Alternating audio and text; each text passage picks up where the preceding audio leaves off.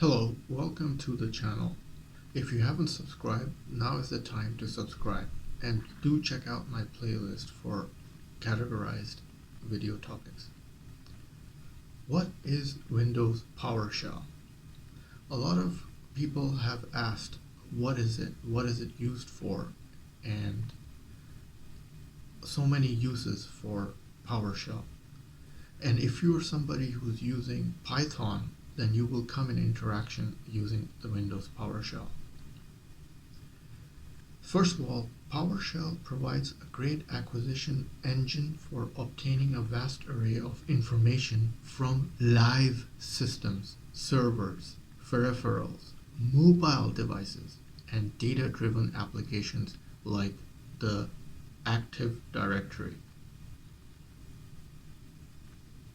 Because of Microsoft's decision to open PowerShell and provide the ability to acquire information from other non-Microsoft platforms such as Mac and Linux, the breadth of information that can be accessed is virtually limitless with the proper credentials.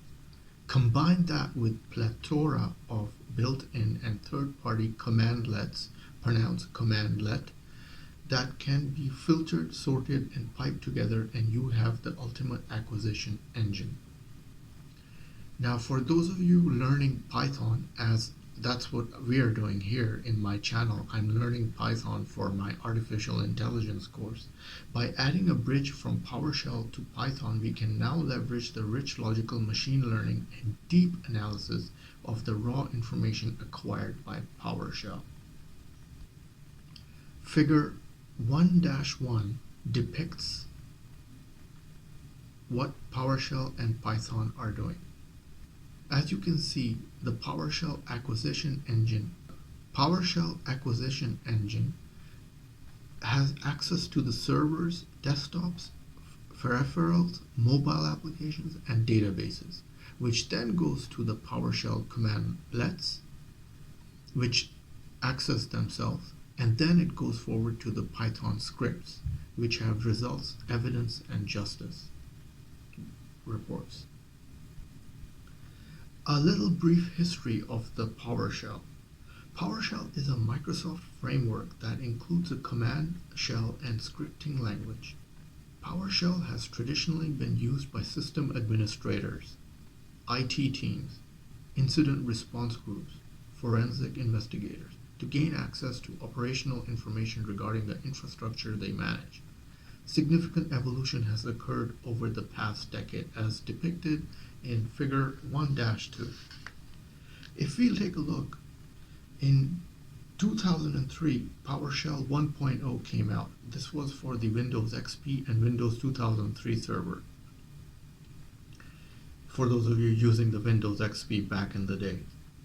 And then, as time progressed, when Windows 7 came out, PowerShell 2.0 was launched in 2008, including remote access, expanded commandlets, and script debugging. And then, in 2012, PowerShell 3.0 with Windows 8 and server to support job scheduling, improved scripting language, and session connectivity. And then PowerShell 4.0 came out when Windows 8.1 and Server 2012 R2 enhanced debugging and scripting improvements. And then PowerShell 5.0 for Windows Management Framework, .NET enumeration and classes, along with Linux and Mac support was added. And then recently PowerShell 6.0, full cross-platform support, Windows, Linux, and Macs, Windows 7, 8.1, 10, Ubuntu 14, 16, 17, Debian 8.7 plus, and so forth. You can see all the systems that it has support for. So if you're somebody who's an administrator of a Windows network system, you will come into PowerShell in contact too often. How is PowerShell used today? PowerShell is the most typically used to automate administrative tasks and examine the details of running desktop, servers, mobile devices. It is used to examine both local and remote systems using Command Object Model, COM, and the Windows Management Interface, WMI. Today it can be used to examine and manage remote Linux, Mac, and network devices using the Common Interface Information Model, CIM.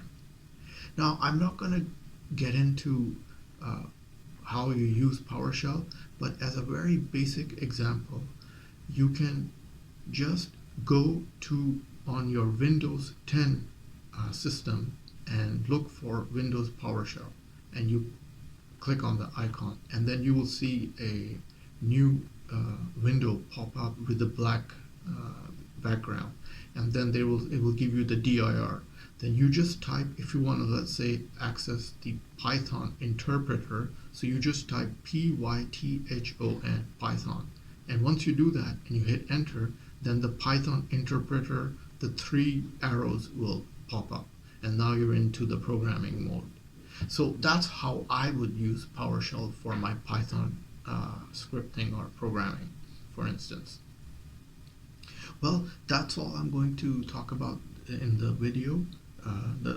Touch based on little history and the background of PowerShell, and click like if you like the video, and click the red button to see more of the videos.